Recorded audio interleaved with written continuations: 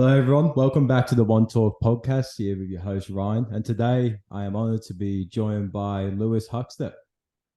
How you doing, brother? Brother, I'm really excited, bro. I've been watching your stuff. I think we connected a while ago on social. So to have someone who's really passionate about mental health and someone who's doing something about it, man, I'm really grateful and I'm really looking forward to having a conversation with you. Yeah, you too, brother. And it's absolutely likewise back to yourself because looking, I was scrolling through your page and I was trying to get to the bottom of it, and it took me ages. And the one word I came up with was Mr. Consistent. But it's not like Yeah.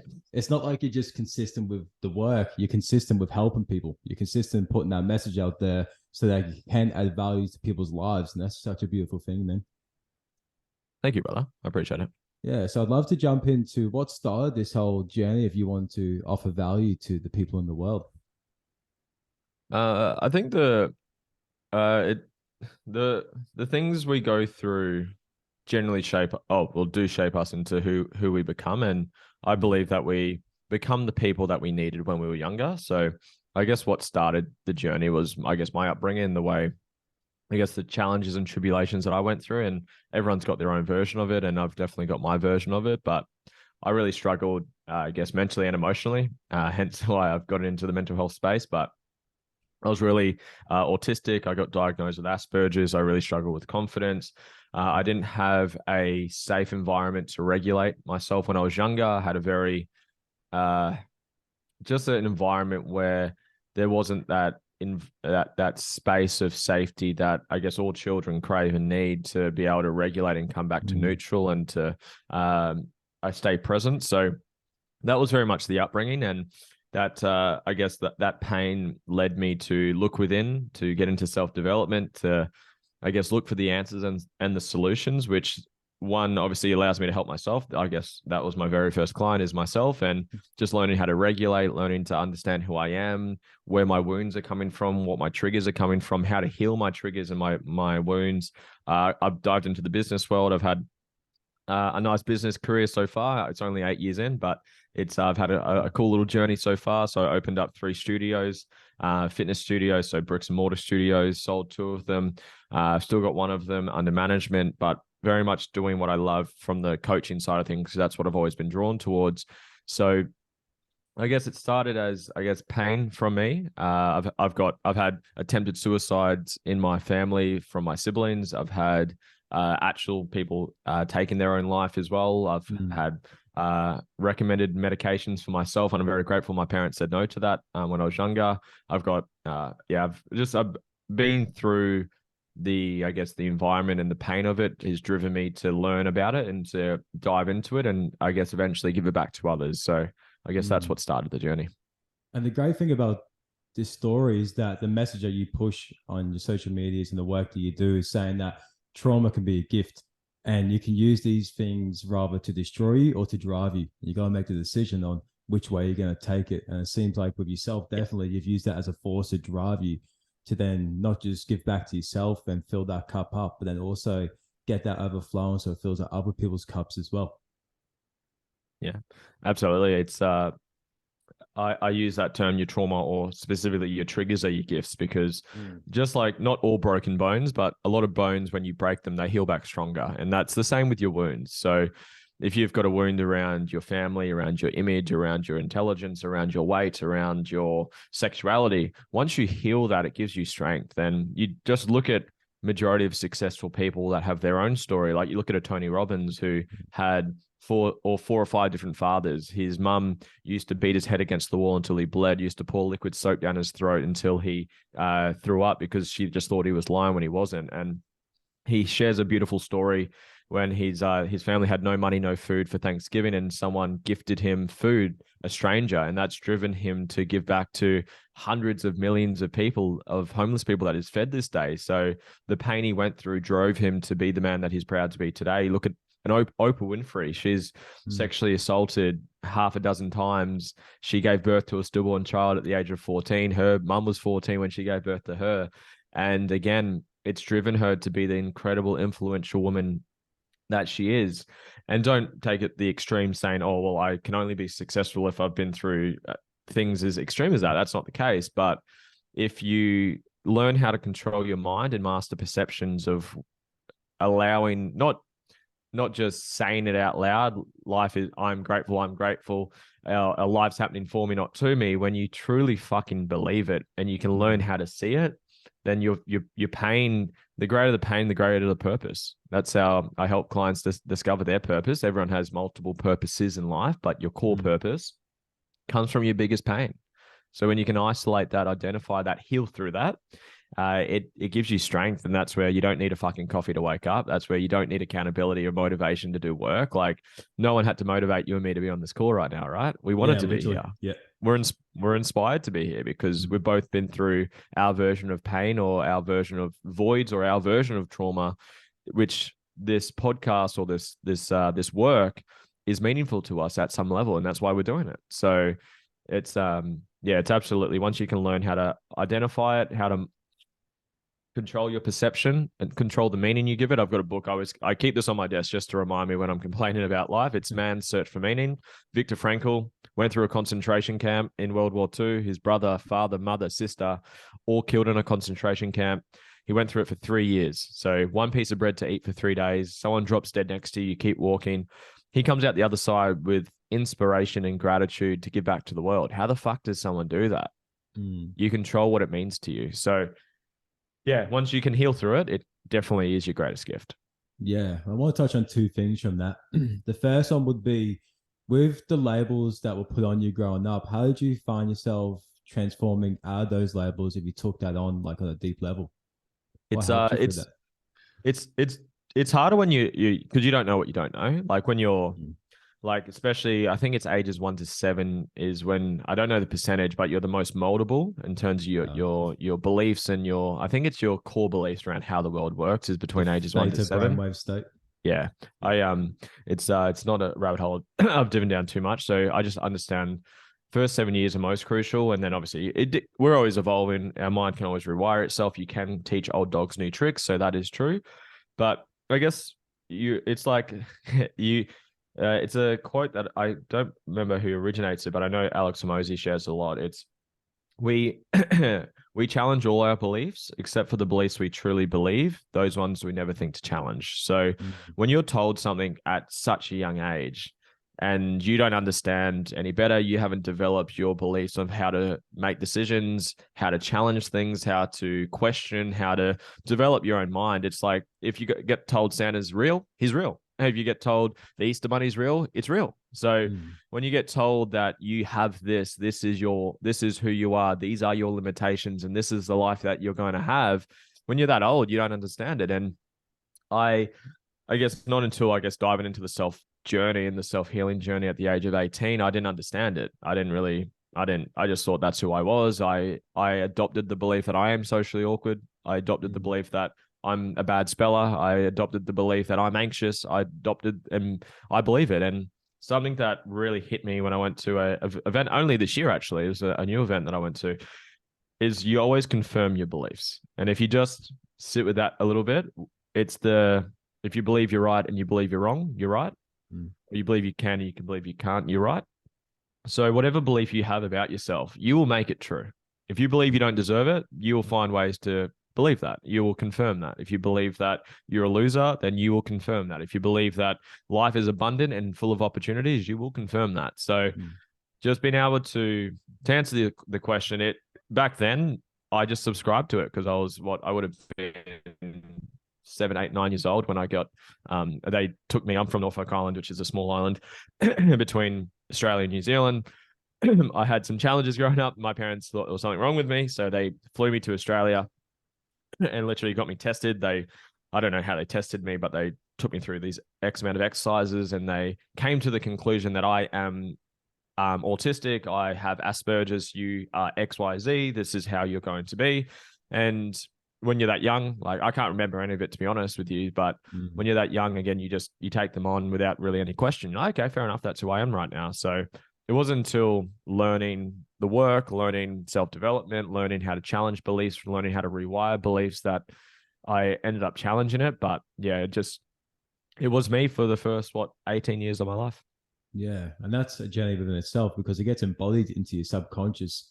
when you instill in all these beliefs over a certain period of time, it does become a journey of trying to change those beliefs and the things that you grew up that will put as labels on you. And it is a practice that you put in every single day. I know I do it for me to get better. I don't believe it can stop or there's an ending point. I always believe there's room for growth, at least 1% every day. I think that's an important lesson you touched on. And also within that lesson too, it shows the importance of your environment, right? Because your environment influences what you do and who you can become. And in that time, I'm not saying like the people around you are bad at the time. I'm just saying like you're getting this information from doctors and such, and this is your environment that they're putting these labels onto you. And then that just shows throughout life that our environment can influence us and what we become. Yeah, it's the overused quote that you become the 5 people that you hang around. You pick up their beliefs, you pick up their energy. So yeah, just being, again, when you're that young and you don't understand it, you just kind of roll with the punches. But when you get blessed with consciousness, it's then over to you. You can't blame anyone anymore. It's you've got the self-responsibility. It's what, I don't know who says it, but it's like, it's not your fault how you're born, but it is your responsibility how you die. So it's life will happen the way it's meant to happen for you. But once you learn the consciousness of who you are, how to heal, how to put in the inner work, then it is truly up to you to actually do it. Yeah, then once you start taking accountability, you see how much of a shift happens in your life in a positive sense. Like you see yourself starting to grow and you see yourself getting in positions that you wouldn't have thought you would have been in because you become more open-minded and you actually take accountability for your own actions and what's happened to you and what you're doing in the present moment going forward. So there's so much things that can come from being accountable for your actions in your life. It's a great book, Jocko Willink, if you're familiar with him. He's ex-Navy, Special Forces, and I think it's called Extreme Ownership. And I think there's a couple iterations of that book as well. But it's just as soon as you blame anything else or someone else, you literally give your power away to solve it. If you say, I am this way because of this, which there can be truth in what you're saying, but it's like, you just look at the word responsible. It's response-able. You're able to respond to it. So it's just called extreme ownership. Like he uses examples of in the war, like if you're the leader of the platoon or you're the leader of the team, and even if you've got 30, 50, 100 people in there, if someone doesn't do their job right and they ruin the whole mission for the whole team, the leader takes responsibility. He says, even though you missed your shot or you didn't do what I trained you to do, it's my fault. I'm the leader. It's my fault. And by even having this is a little exercise I do as well, is even when something goes wrong, is always looking for, okay, where's the growth here for me? Where's take extreme ownership, even if it wasn't even me that did it, if it was a friend, if it was a team member, if it had nothing to do with me. Okay, where's the truth in here? I co-created this at some level. Where's the growth? Could I have been firmer with my boundaries? Could I have trained them better? Could I have put in more preparation? What could I have done to improve this result? Because the second you blame, the second you shift responsibility, you literally give your power away to fix it. And then you just become a victim of circumstances instead of a master of your own destiny. So just it's a great point that you bring up. I don't actually speak about this topic enough, to be honest. So just being able to look for responsibility, even if it's a scale of 0 to 100%, even if there's a 2% input that you had, take that fucking 2%. Don't give it away. Say, look, thank you. Like I have I've got the studio that I still run, and we have weekly meetings. We have daily huddles as well. And if there's something that goes wrong, the first thing I do is I point myself in the mirror. Okay, guys, I take responsibility for not training you guys enough for not X, Y, Z. So what's the lesson here? What can we do about it? So yeah, I absolutely agree, man. I believe being able to take your power back and take the responsibility to respond and to fix your current circumstance is one of the most empowering things any human being can do. Yeah, and especially going back to with your triggers or your gift as well, taking responsibility for how you react to situations emotionally too. Like even if someone says something and it makes you angry and pissed off and full of rage, like why are you reacting like that? Why are you responding like that? Like you got to take accountability in that emotion so then you can work on it Because if you're always going to be in that reactive state when people say a certain word to you or do a certain thing against you, then you're always going to be triggered until you heal that part of yourself. So yeah, accountability. I love that we touched on that because I think it's a big aspect of life that people should take the journey of. 100%, man. And I like your choice of words too. You can obviously tell that you're in the space and you've done a lot of self-work yourself. But when you're triggered, like you just literally, you said it's fucking spot on. It's revealing a part of you that you haven't healed through yet. So Yeah. a fully healed person, which I agree to what you said earlier on the podcast too, is you're never fully healed. It's the graph. I literally just said this on the podcast I filmed earlier today it's the graph where on it, when the X, it goes from the X to the Y axis and it just infinitely gets closer. Exponentially will get closer to it, but it never touches. That's what healing's like. So you'll never be fully healed. There's always room to grow and to heal, but you can always progress that. You can always improve. You can always get better. And whenever you're triggered, that's when it's revealing a wound that hasn't been healed through. So don't blame your partner for you snapping. Don't blame, and relationships is where you get triggered the most. Don't blame the traffic. It's like a little funny example as I was driving the car is I was just driving along the merging onto the highway onto the M1 on the Gold Coast, and this guy like guy or woman just sped up super quick and like cut off like fucking less than a meter in front of me. And my partner like had a little snap and like, what the fuck? I'm like, babe, what a blessing this person just gave us to give us an extra 10 seconds to drive together. And he made sure I was awake for my driving. I'm alert with my driving and my reflexes, right? Thank you for the wake up call. So it's just being able to, everything's happening for you, not to you, and understand, okay, well, if you are triggered, there is a wound somewhere. Let's go figure out where that's coming from. Let's do some journaling on it. Let's do some breath work on it. Let's do some I've got a healing process I take people through, but there's let's just do the healing work so you're not triggered anymore after it happens. Yeah, 100%. This also, it all links into one as well. But when I was scrolling through your Instagram, I saw a post about saying, this is true, about when you get into an argument with your partner, it can feel exciting, but that's not how you should communicate to be able to resolve problems. And it's actually going to cause long-term effects in the relationship, which will then deteriorate the bond that you two have together. I think that was a key thing to touch on, because if you feel yourself wanting to engage in the argument with your significant other, that's just a reflection of yourself or those parts of you that you also need to work on. So I just wanted to touch on that as well for the people listening that are in relationships and you might find themselves responding and getting in arguments with their partner, that every time you feel that sense of wanting to jump in and say something or have the win in that sense, bring that back to yourself and be like, cool, why do I want to win here? Why do I want to engage like this? Why do I want to react? And just question your beliefs and your thought patterns. Very powerful, brother. Very fucking powerful. It ties into like you just said, they all tie into each other. When you're, I'm reading a book right now. It's called The Body Keeps the Score. It's really awesome. It's quite a challenging read, but for people that want to do the inner work, it's a really awesome read. I just reached out to him yesterday to try to get him on my podcast actually. So but it's just all around.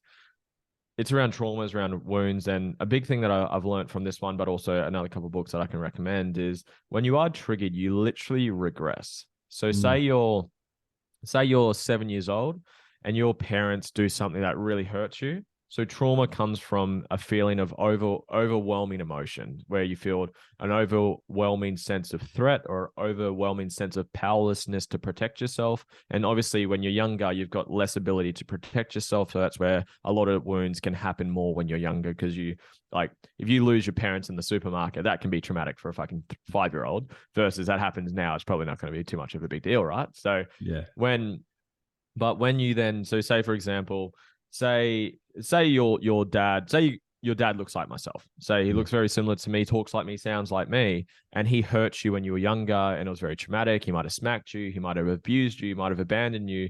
And then if you bump into me walking down the street and I trigger that memory or experience in you, you literally regress back and become that version of you when you were hurt. So when you're in your relationship and you spit in the dummy, when you're having a tantrum, when you're having a disagreement, you're literally regressing back. You've literally become that hurt young boy, young girl that you were whenever the time happened, right? And we've all got many traumas. That just might be one of the many that you haven't healed through yet.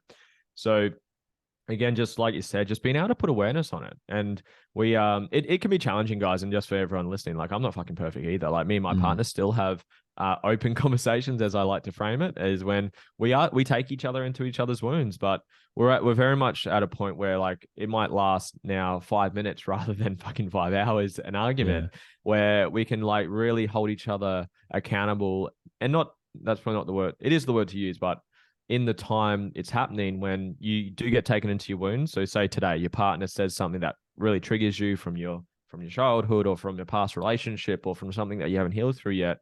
It's being able to both recognize it in each other. So me and my partner we use the term blueberry. So we just say blueberry when we are both triggered or not taken. When we're blaming other things for how we feel, we use the word blueberry. And then and it takes time, and I've got a dissociation coping mechanism. So I like to shut off and disassociate and leave the room and then like shut off from it. So like my parents used to fight, and then I'd go play video games. So I'd disassociate, so the problem's not there anymore, and I'd be in my own little world. So I like to disassociate and shut off. But Georgia, my partner, hers is like to argue and to scream and to fight back, because that's how she got love and attention, because she felt unseen. So by fighting, she got to feel seen, even though it was not in an apparent way. So kind of like they're kind of conflicting little ways of communicating. So being able to be aware when you are, being able to hold space, which is a fucking powerful tool, but fucking challenging. And not, again, I'm not perfect. No one is, but being able to say, babe or hun or myself, look, I'm fucking triggered right now. I can feel it. I'm in my wound right now. And thank you for taking me there and doing whatever you guys do. This is probably a conversation for you and your partner, for whoever's listening, is ask them, say, what do you need when you're triggered? For my partner, it's to be held. So for her, it's a hug. So I go and hug her. For me, it's to let myself feel seen. Say, hey, look, I can see where you're coming from. I can feel where you're coming from. I understand where you're coming from. But again, these are awesome conversations, man. And I don't think it's had enough. But if you can master the art of recognizing that you're triggered and stop blaming, like we've spoken about on this podcast already, blaming your partner. They shouldn't have done this. They shouldn't have done this. Well, they did. Now you're going to blame them for you feeling them, expressing the way you're expressing, or you're going to be responsible and say, you know what, I'm triggered right now because there's a wound I haven't healed through. And thank you, my partner, for triggering that me so I can fucking heal through it. And that is the power of a relationship, I truly believe. And then secondly, hold space for each other. A lot of the healing work, and this is where I love coaches and people that are diving into this space rather than just your traditional therapists, is a lot of the healing work isn't necessarily the quote work, whether it's like talking about it, journaling on it and all that stuff, which is they're all ways that can help. A lot of it is feeling loved unconditionally for the messy emotional version of us. Yeah. And that is what I think is the most powerful part of a relationship. When you can take, and not you can, you will take your partner into their wounds and they're going to take you into yours. When you can both recognize when you both are, and then both hold space to help each other feel loved unconditionally while you're there, that's how you fucking do the most healing. When you are being your most emotional hurt, remember, because you're regressed down, I've now become my 6-year-old self when my parents weren't there for me and I felt abandoned and I felt upset, and you've just triggered that in me. And I needed to feel seen in that time, and you make me feel seen right now. That's the fucking healing right there. So I find relationships so interesting from this point, because even though most people blame, and it's probably the reason a lot of people can't stick around in relationships, because they get triggered, but you're like, well, that's actually the beautiful part, because if you can heal through it, that's where you're going to grow the most as a man, as a woman. And I just find that shit so powerful. It's just having that intention. Like we are talking about earlier about how we just wake up, we're on the podcast and we're just inspired, but like it comes down to like mission in life. Like for me, for myself, like I wake up, my mission in life is just to wake up every day and become the absolute best version of myself. And that can look like so many different things, whether it's, jumping on podcasts, going to the gym, whether it's being vulnerable to my partner and working through things, like, but it's just all about that progression on that journey of always getting 1% every day and growing. And there's a saying by Andrew Tate that I love as well, because we said before, like, things have already happened. What can we do now? And he has a saying about playing chess. So he says, when you're playing chess, you just got to look at the board and you got to look at the pieces you've got, and you can only focus on the next move you can take. There's no point getting stewed up about the last move that maybe you lost your queen, but you've got to just focus on your next move and look at the chessboard. And that's so relatable when it comes to life. You got to focus on the present. Like, cool, this has happened, but what choices can we make going forward to make sure that we get the results we want next time? Absolutely true, man. It's I'm thinking of something that was coming to mind, but it's you can only it's Peter Crone that I'm thinking of. It's like whatever's happened couldn't have happened any other way because it didn't. And if you just sit with that and it's like, look, it is what it is. It's happened. It's happened for you. Find the blessings, find the lessons, focus on what it is that you want to do. What's next? What you want to move forward to? How are you going to grow from that? What has that gifted you? What have you learned from it? How's it made you stronger? How's it made you wiser? And then focus on what are you going to do about it? What's next? Yeah. Would you, going on to a different topic, would you say that learning about your mindset started with exercise? Because I know you own PLCs and you're very active in terms of physical exercise. Was that one of the first steps for you in learning about mindset in your own mind? I don't think I haven't been asked that question.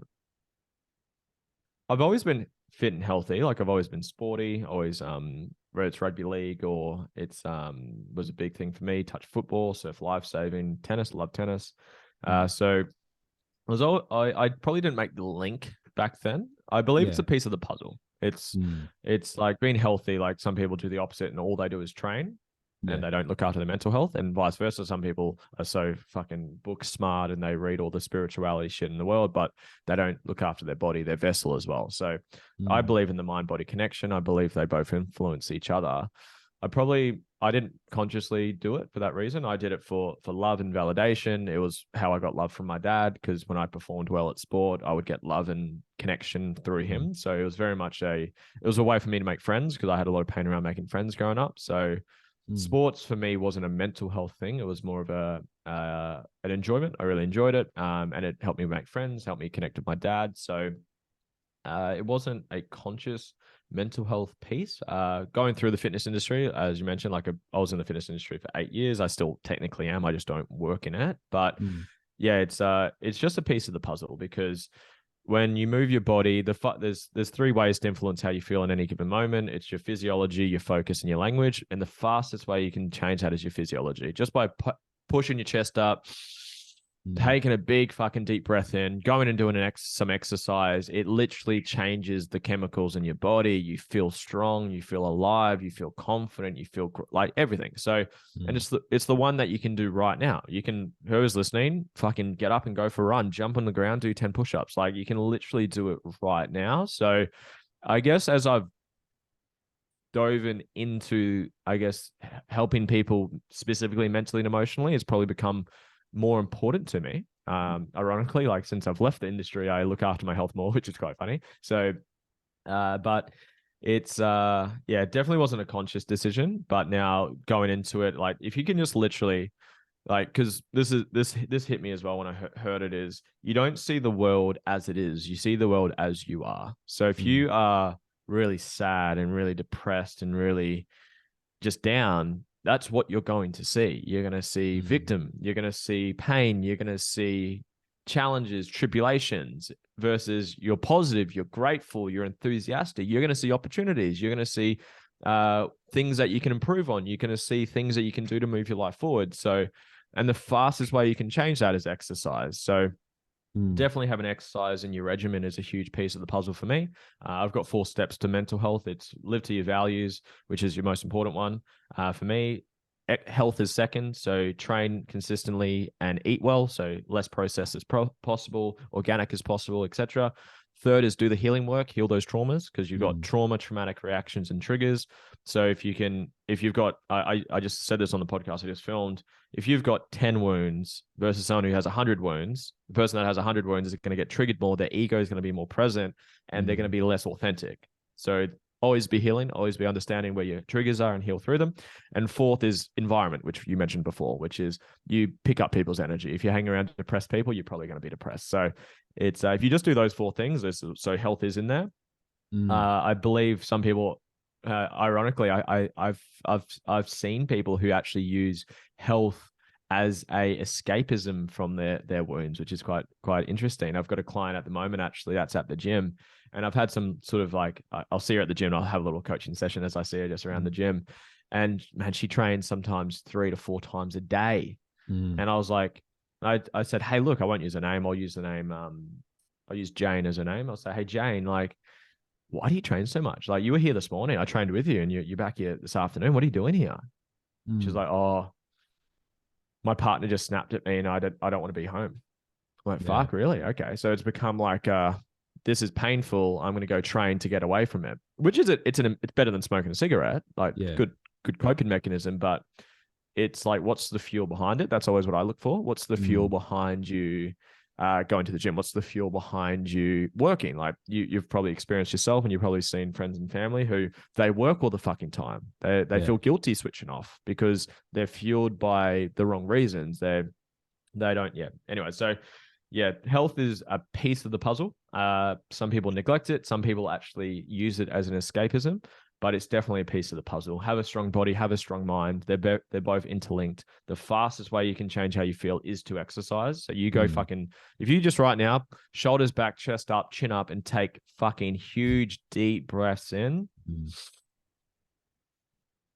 Jump down, do a couple push-ups, whatever you want to do, you will feel fucking better. And in that state, you will see things differently because you don't see the world as it is. You see the world as you are. So yeah, definitely big fan. And the more I dive into mental health, the more important it becomes as well.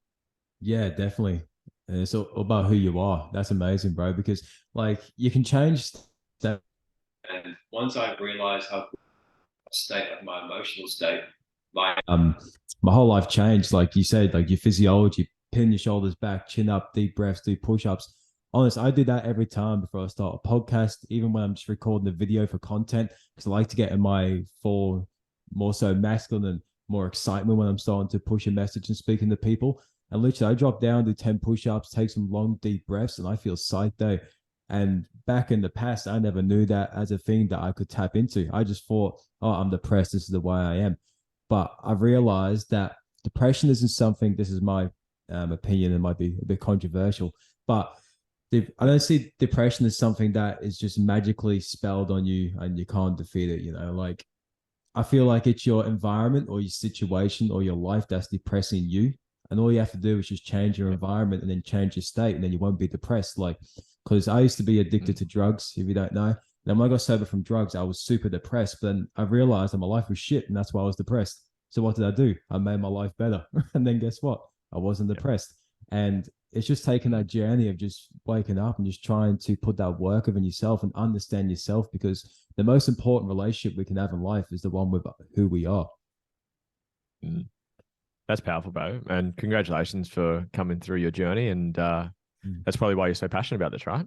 You generally want to help you want to be the person that you needed when you're at your lowest, man. So it's awesome that you're shedding the message and you're helping people. And I absolutely agree. The formula I have that I just shared is my formula for mental health, including depression. It's only worked 100% of the time for my clients that I've ever used it with. If they do that, it will just think about this. Depression is feedback that you're not looking after yourself. I just think of that. So, okay, I'm feeling depressed right now. 1, are you living to your values? Are you prioritizing yourself? Are you filling from a cup are you pouring from a full cup? Or are you putting other people's needs, expectations, and values ahead of yours? Are you looking after your health? When's the last time you trained? What's your food been like lately? If you eat like shit, you're going to feel like shit. We've all been there.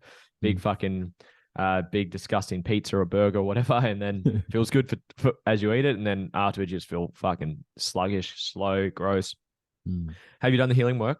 Because this is an interesting, it's actually from the book that's behind me. It's called You're Not Broken by Dr. Sarah Woodhouse. And I was saying it before, you got trauma, traumatic reactions, and triggers.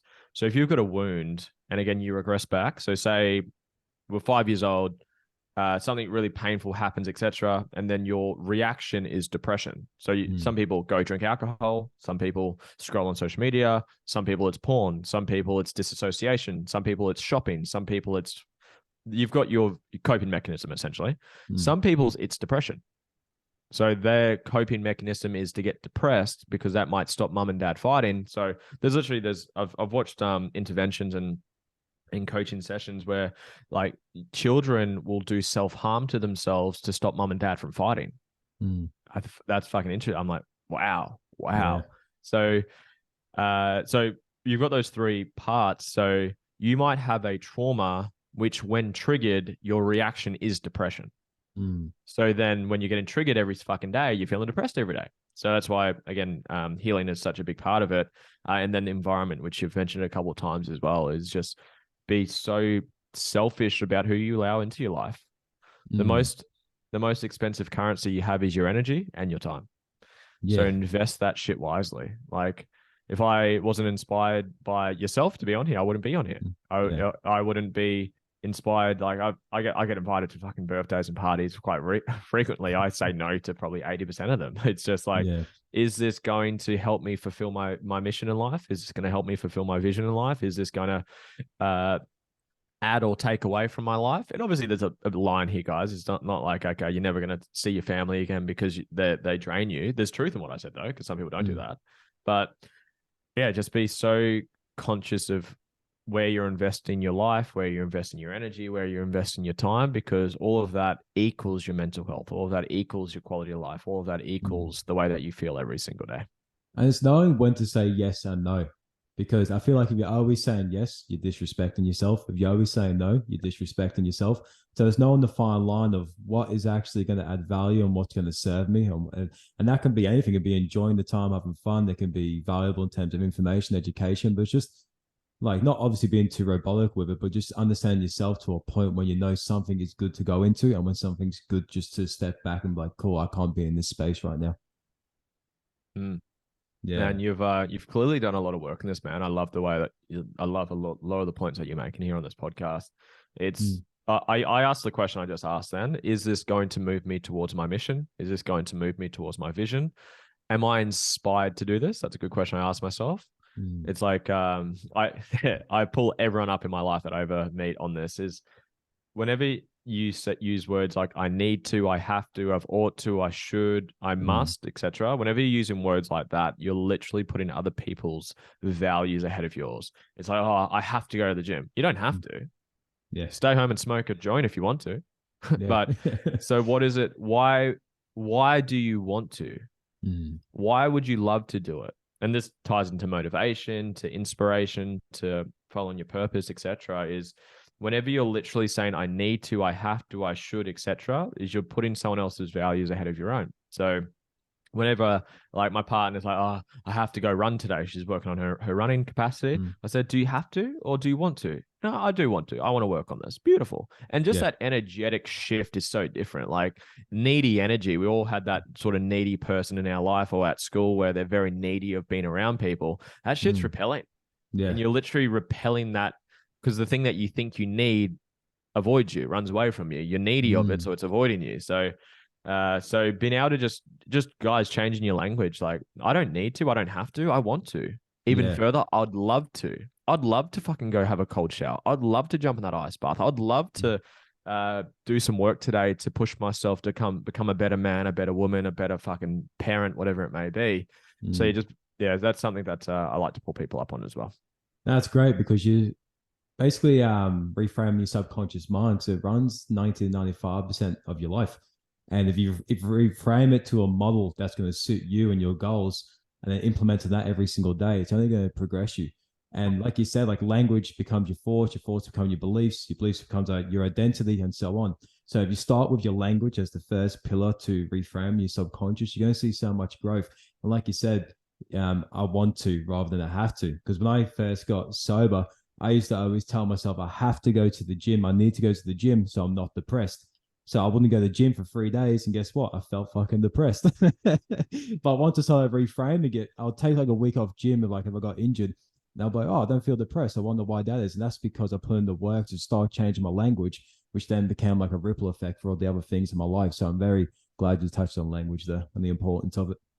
Where have you, I'd love to know from you, where's a lot of this influence come from you? Where like everything you just said, I absolutely subscribe to what you said. Like your thoughts become your beliefs become your identity, etc. I guess for people that are listening, so they can maybe dive into some work themselves, are there any books or podcasts or courses or events that you've done? It's always a reflection on myself. And some people don't understand this, but I'll try and explain. I will explain this to the best I can right now. So growing up, good choice of words as well. Yeah, thanks. So I grew up, I'm from England. I moved to Australia. All my family's still in England. I'm just going to talk about the motivation behind it. And mom and sister around here, but I don't really see them physically. So I basically grew up from the age of 11 by myself as a drug addict. I got addicted to drugs from the age of 11. And then at the age of 18, I decided to get sober. And then I suicide ideation attempts for 2 years until I was 20. Then from 20 to now, I'm 25. It's just been a journey of completely understanding myself so I can change the narrative of my life. Because at one point, it was rather, I had three options. It was overdose, suicide, jail, or get sober and change my life. Four different choices, actually. And once I decided to make the choice to change my life, I then found a big influence in myself, which then pushed me going forward. And that's my inspiration. But in terms of like people I look up to or people I listen to, it's been a lot of music, to be honest, and it's quite out of the box. But Cursor the rapper, he was a big influence in my life because at the age of 11, when he first started making music, was when I first started doing drugs, so iconically. So, but like his transition to getting sober and betting his life and then getting super successful and being on the top inspired me to go on that journey with him over the years. And now he's like sober, and cool. now he's like sober and he's super successful. Like I've kind of taken that journey with him, but in my own sense. So I definitely would say Cursor, and this guy behind me, Nipsey Hussle, he's my motivation around like business and mindset. And Cursor's more so my inspiration behind just keep going, never give up. No matter what people say about you, you can always achieve what you set out to do. So definitely Cursor, Nipsey Hussle, and myself all inspire me. That's powerful. I've never heard someone use music as I've heard it as people's pieces of it, but not the main influence, man. And you're so true because people can really connect through them. The words are so powerful. They can share people's stories. I heard Snoop Dogg's making like affirmation music these days, which is pretty cool. So that's fucking powerful, man. Yeah, because awesome. music comes from language. That's the first part of it. And those languages that you hear, like it's like guided affirmations. I'm not sure if you've heard of alpha affirmations on YouTube. It's amazing. I listen to it every night. But at the end of the day, music's language. Language turns to thought and to beliefs. So as long as you're listening to positive information through music, you're going to instill those thoughts into your own mind one way or another, especially if you listen to music repetitively as well. So I feel like that has made a massive change in my life as music. That's powerful, bro. Thank you for sharing. Yeah, no worries, brother. I've got a couple of questions I'd like to ask you before we wrap this thing up. But the first one is, if you could study with any expert in the world right now, who would that person be and what will you study? First two, I've got like three, but I'll list them all out. I would go Joe Dispenza, I'd go John DeMartini, and I'd go Ryan Holiday. He's probably the most recent one that I've been really diving deep into, very stoicism and stoic philosophy. So what do I study? The thing that I'm really enjoying, my passion is to understand who someone is, what have they been through to create who they are now, where do they want to go, and who do they need to become to get there. That's kind of like my everything that adds into that, which includes business, finances, leadership, or everything that requires you to do what I just said is the stuff that I find really interesting. So I'd probably study, I'm probably the books that I'm reading at the moment, just like how to really rewire and program yourself from the past to identify where your wounds are, to heal through them. Everything we've been speaking about, I'm at a level where I can confidently help anyone that comes my way. But it's just like any sport or anything, right? You can always get better. So I just want to get better at that. So I'm sharper. I'm a better coach. I can add more value to people. I can help any walk of life that walks through my door or walks through my business that I connect with, my world, that I can fucking help and get them to break through and create the life that they want. But yeah, those would be my answers. Yeah, that's amazing, bro. And that belief in yourself is powerful, because once you do have that belief in your full ability to be able to help anyone, then you will be able to help anyone because you're not closed minded, like, oh, there's not really that scarcity mindset to it. You may have doubt in life, but it shows that your resilience always overcomes that. But having the belief that you can help anyone is so true, because at the end of the day, it's from point A to point B. You just got to help them through the process to get to point B. And having that belief in yourself, 100%. man, then seeing the work that you do, it's amazing to see, because yeah, it's important and needed in this world. Thank you, brother. What made you start your podcast, and what do you hope your listeners take away from it? I started it for a couple of reasons. So I've had mine, I think 3 years now. I've had mine, maybe a little bit longer. I started it when I was in the gym chapter of my life. I think my highest value is coaching. So I see that as a form of coaching where you can impact people for free, as many people as possible. I think I've had about 36,000 listens as a whole, which I want to keep growing and blow up. I want to have that per episode at one point. So I think I started it originally to help people. It's just another medium to help people. I made it to connect with people, to be honest. It's a good way to connect with people and to share other people's messages, such as yourself. I look forward to having you on my one as well. And yeah, those would probably be the two biggest ones. And my reason, or what I want people to get out of it, is probably the answer I said to the previous question. What would we want to study and learn about? Probably that. How do you understand who you are? Mentally, emotionally, spiritually, intellectually? Who are you? Like, I use the Statue of David quote all the fucking time with me. It's like Michelangelo made the Statue of David, and someone asked him, how did you make such a beautiful piece of art? His answer was really easy. David was always there in the statue. I just had to remove everything that wasn't him. And being able to help people understand what I just said, but then help them do that. So the way your light shines brightest when you let it shine freely. So when you remove everything that's not you, the masks, the personas, the egos, the wounds, the shit you're hanging on to, that's when your truest expression of you shines through.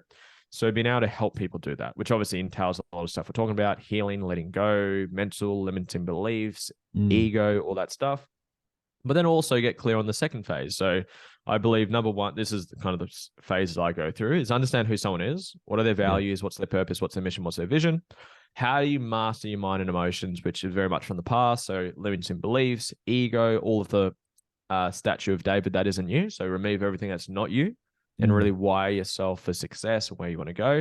And then get clear on, okay, well, what's your plan of attack to actually create that vision? Okay, you want to have life on your terms. You want to have financial time freedom. How are you going to do that? What vehicle are you going to use? How are you going to help people? Okay, you're going to help them in the mental health industry, which is what I'm doing, just like yourself. Well, how are you going to do that? Is it through a service? Is it through a podcast? Is it through a course? Is it through one-on-one coaching? Is it through group coaching? And then there's sales, there's marketing, there's leadership, and then there's all the systems and processes. So that's probably that's what I would like to get out of the podcast. And I think I'm hitting that from different angles. Like I have people, I've had guests on who are sex coaches and how to improve your intimacy in your relationship. I've got relationship coaches, how to improve your relationship. I've had people with health and fitness. I've had people with traumas. I've had people with mental health. So it's finances. I've had investors in there. I've had a huge mentor that I mentioned, Dr. John DeMartini. I've had him on mine, which is a really awesome podcast, one of my favorite ones. So yeah, it's just to help people do all three steps. Who are you? The real, authentic version of you. How do we overcome all those mental and emotional limitations that you've picked up through your life so far? And then how do we create your vision? How do you make the money? How do you build the business? How do you hire your team? How do you market yourself? That's what I want people to get out of my podcast.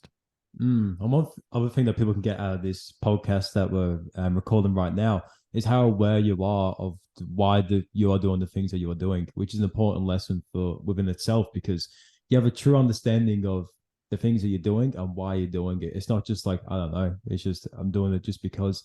Like, you have like a step-by-step process to why you're doing it. And I think if you start auditing your life like that as well, you'll start weeding out the things that aren't serving you, and you'll start implementing the things that are serving you and building on that. So that's amazing, bro.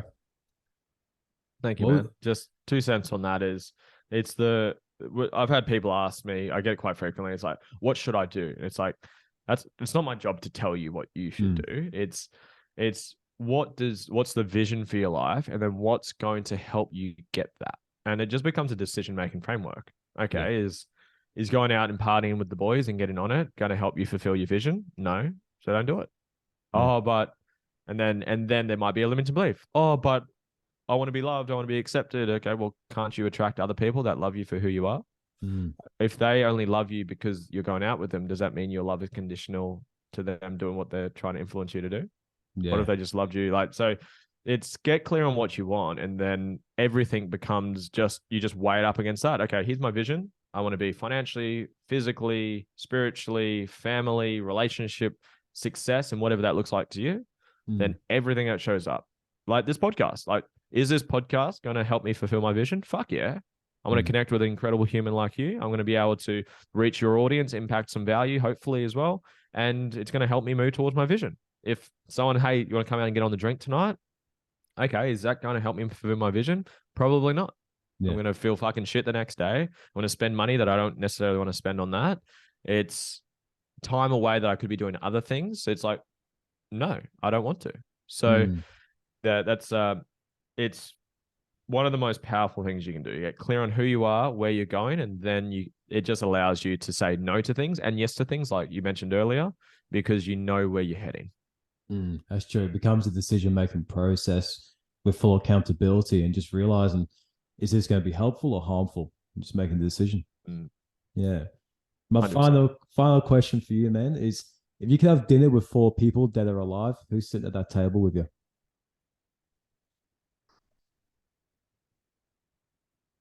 Probably the book I just referred would be one of them. Viktor Frankl would probably be one of them. I'd love to really dive and connect with him. I think like, well, even on this book, it says 12 million copies sold. I'm sure there's a lot more than that since this one's been published.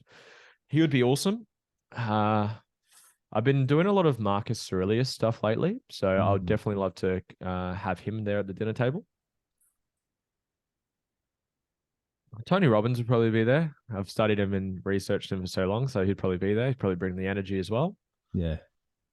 My biggest mentor is John Demartini. He's the one that I connect with the most. I connect with his story the most. I see a lot of similarities between me and him. He's probably added the most value to my life in terms of self-development, everything I'm talking about, values, vision, all that stuff. A lot of that's come from him. So he would probably have to be in the mix as well. Yeah, sounds like a good dinner. Great dinner. Kind of visualizing it right now. So finish up. Do you have anything that you like to finalize with, and also where can people find you and the work that you do? I guess the final thing for me is kind of what we've already said today, guys. Like, work on yourself. Like, you're never fully healed. You've always got work to do. You can go a long way, but you'll never get to the end. It's a forever journey. So make sure you always work on yourself. Listen to podcasts like this, investing into yourself, listening to books or reading books, doing courses, doing mentorship, surrounding yourself with the right people, everything you've listened to in this podcast. So continue your journey, continue to grow, continue to heal, continue to work on yourself. It would be my first one.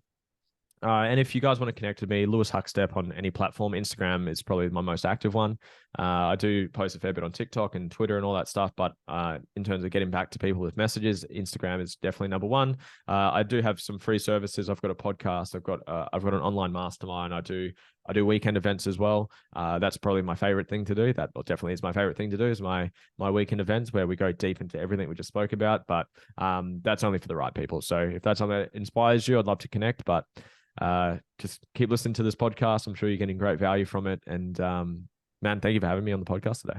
Oh, thank you for coming on, brother. It's great connecting. And everyone listening as well, I'm a big advocate for what Lewis is doing. That's why I had you on the podcast. I love what you're doing. And if you feel connected with Lewis, definitely go check him out. He's got heaps. Like, I was looking at your link tree, you got heaps of free tools and services available just as an entry level to see the work that he's doing, and then be able to, get so many benefits and value for yourself as well. So definitely check out Lewis, and thank you for listening. And also thank you for joining, Lewis. Thank you, brother. Have a great day. And I look forward to connecting again. No worries. See you later, April.